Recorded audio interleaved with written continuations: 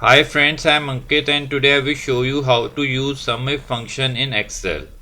Friends, in Excel we all use various functions to get the required results.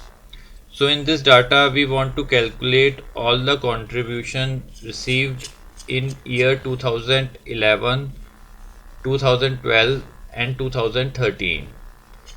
So for that we simply use Sumif function.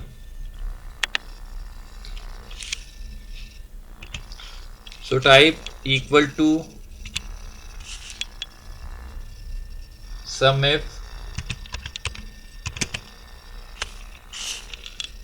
open bracket.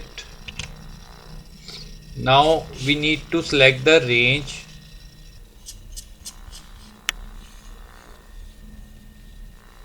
After selecting range, we need to type comma. Now we need to select criteria. Now type comma. So in last we need to select sum range. So sum range will be the contribution. Now close the bracket and press enter. Now friends, it has given the total contribution received in year 2012.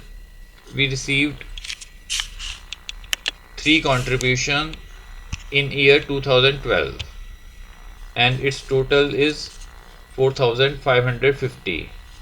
So like this we can change the criteria to get the contribution received in 2011 and 2013.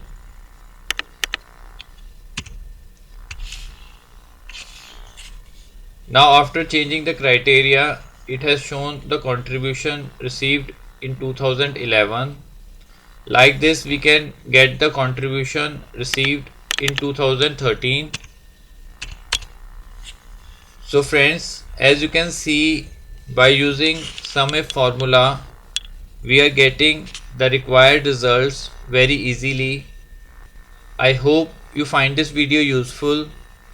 If you like the video, then press on like button and don't forget to subscribe our channel and press on bell icon to receive email notifications free of cost.